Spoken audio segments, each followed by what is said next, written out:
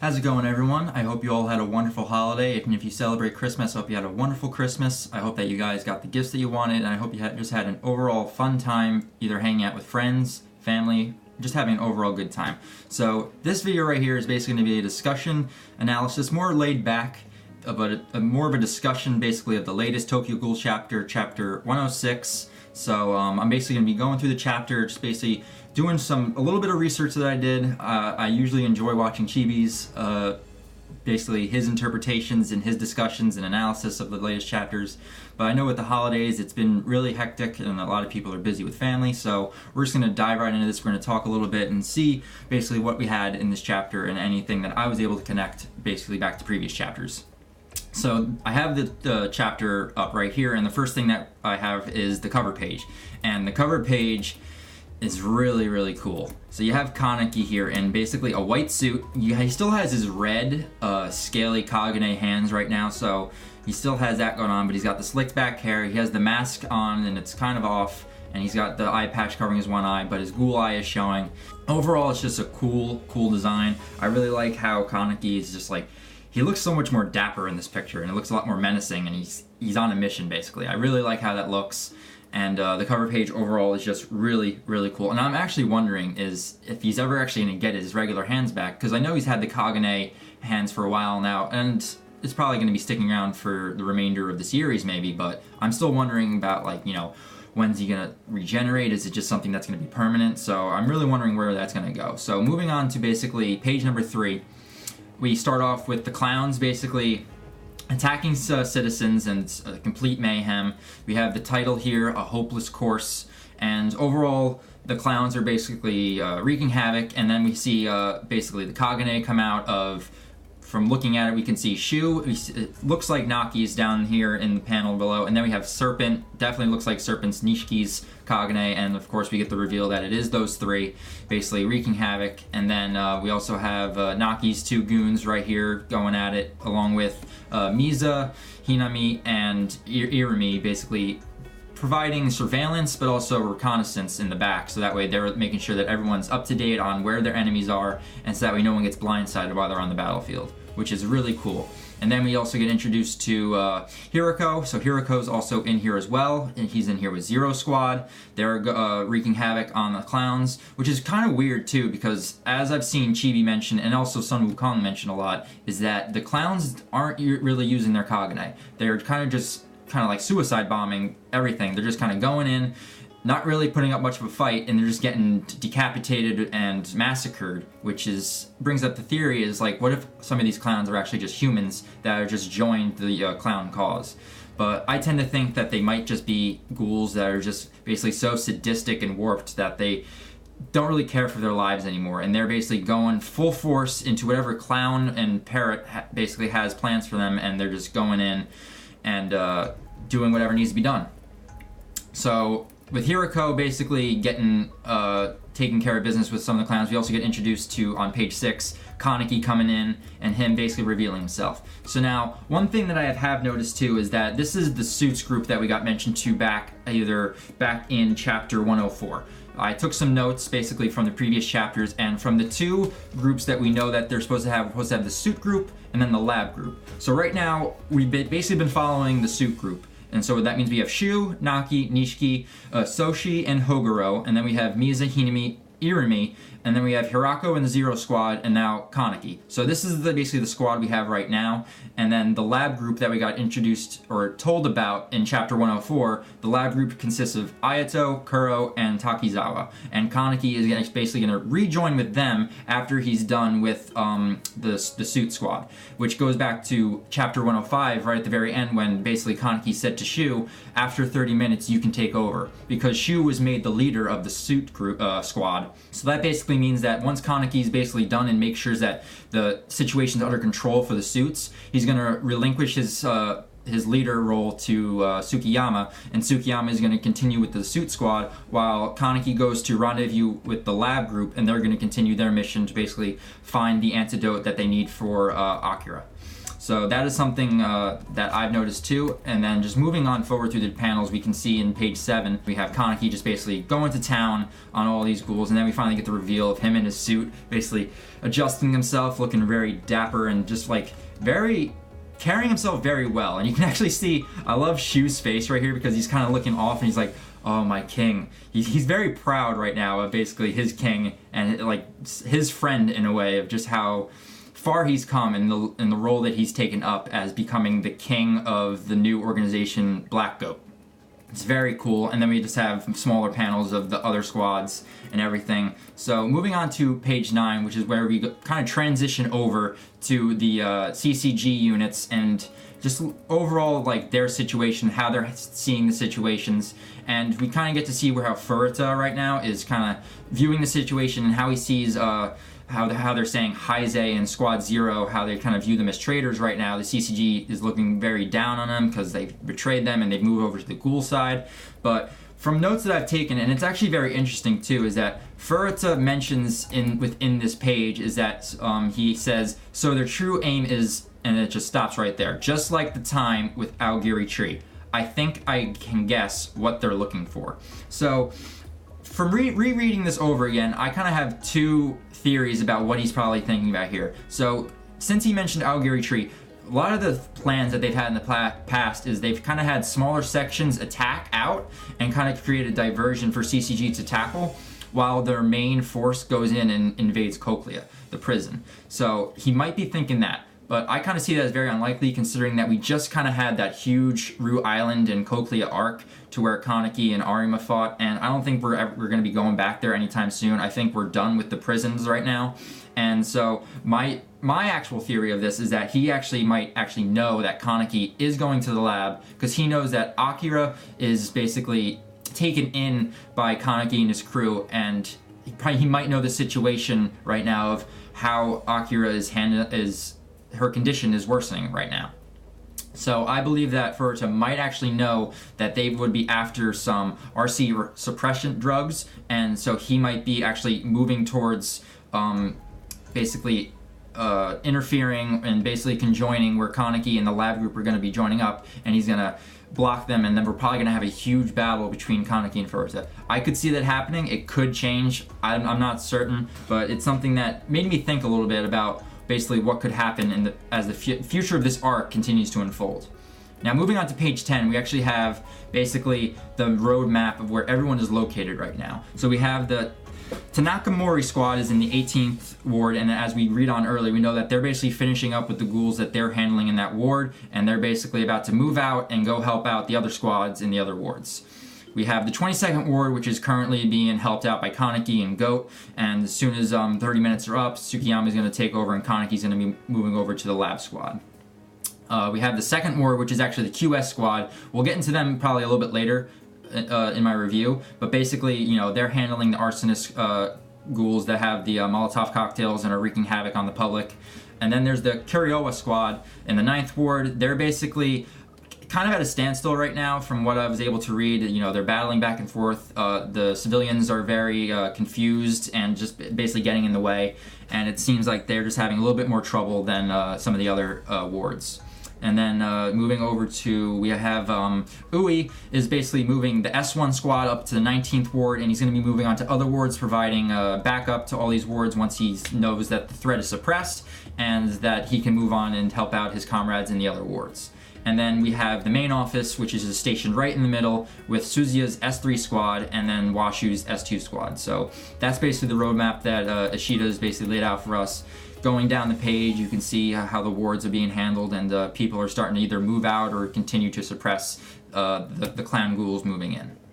And then next page, we move on to Hooray and the QS squad. The QS squad is basically trying to suppress all of the clowns in there, and now then the Washus basically state that they notice that there's a big group of clowns basically on the move on the main office. So now this is actually very interesting as well, because going back to the last chapter, I believe chapter 105, yep, I have it up right here, we know that Uta and Nico are with this group.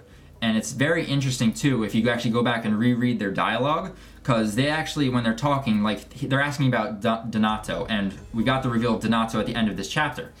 And so Uta is basically asking Nico, where is Mr. Dona?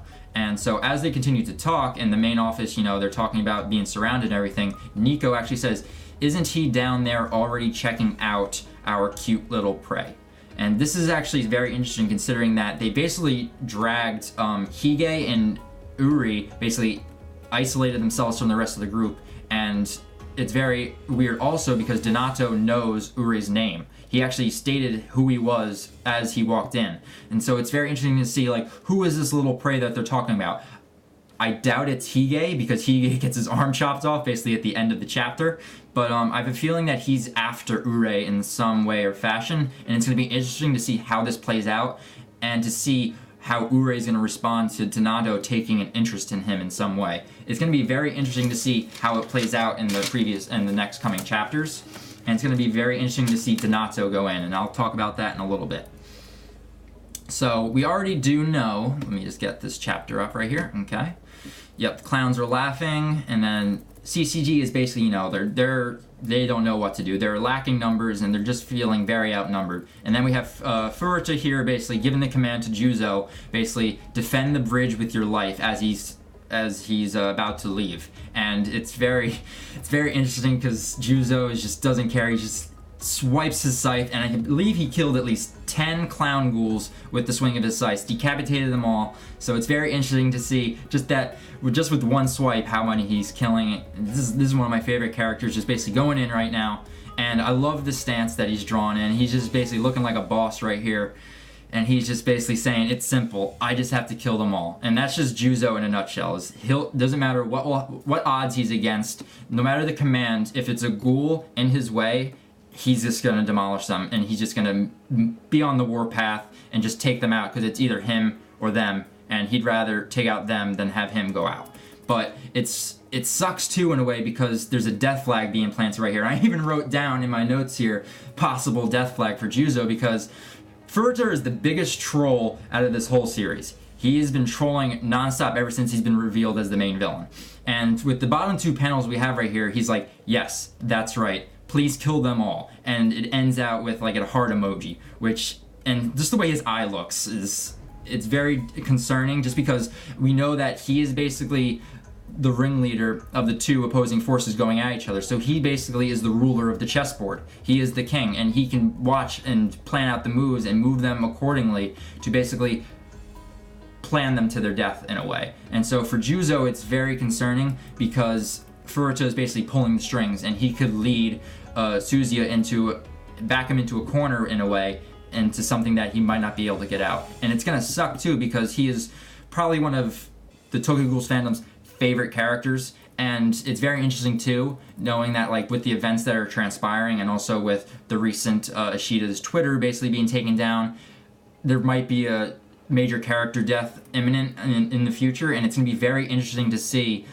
what happens in these next few chapters as this arc unfolds. So, moving on, basically, we just get introduced basically now back to Ure's squad again. You know, the Molotov cocktails with all of the ghouls going out. They're putting people on fire. We have Mr. Vancouver over here from Canada, basically just giving the peace sign, and he's like burning them alive. Hige's killing them, and then we get introduced to Hige's uncle, which is short-lived, by the way.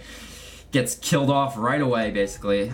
I think he gets killed off right away. It's kind of mysterious, just the way that he got stabbed in the upper shoulder, but it doesn't seem that it could have been a fatal wound. But just as they're running, you know, he's given a backstory to Hige, and Hige's kind of been a shit character since he got introduced. He kind of gets the short end of the stick, and we're kind of get some characterization actually for him right now, even though we kind of learned that his family was well represented into the police forces and firefighters, and they have a well sense of justice within the family. So we're kind of getting a retread of all the information we kind of already learned, but from someone within his family, so his uncle. So it's very interesting to see that, but then, of course, short-lived on page 18, he gets basically sliced through his right shoulder, kind of gets taken down. I don't know if he's dead. He most likely is. I would say that. So he gets get very upset that his uncle just basically got stabbed through the right shoulder.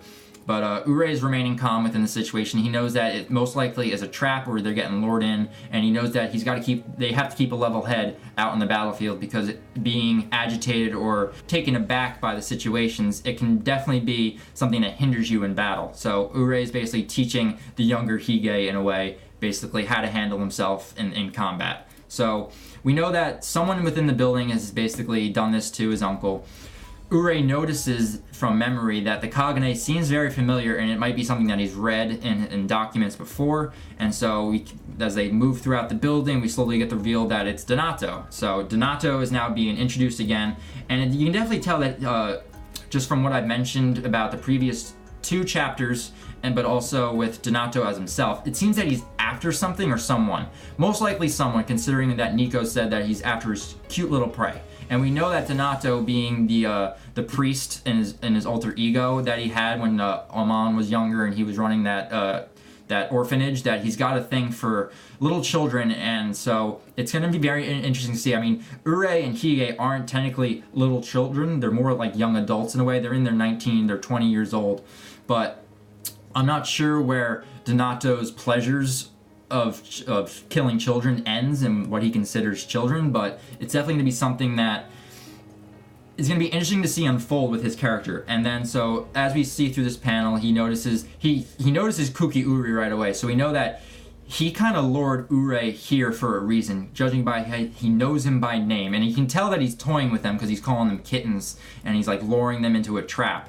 And so with the bottom panel, you know that Hooray basically knows that this is definitely a high-level ghoul.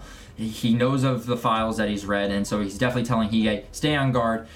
It's short-lived, however, because Hige, without even noticing right now, his arm is basically getting chopped off right now. So he took Hige's arm off, and it's very interesting, like I said, with Chapter 105 with Nico and Uta basically mentioning that Donato is on the prowl right now. He's probably after something, and it's going to be very interesting to see what he's after, and the conversation that Hooray and Donato have as they battle. It's going to be very interesting to see, and I am very interested to see Donato go in, because ever since he got introduced in the prison, he's been built up as this very menacing and terrifying ghoul, and there was a reason that he was locked up. So now that he's free and he's able to spread his wings, basically, for a lack of a better word, with the birdcage and all, he's able to now basically show us and all that build-up that we've had of his character, and seeing what he's able to do against actual investigators.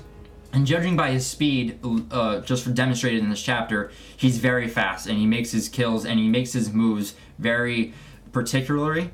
So it's going to be very interesting to see.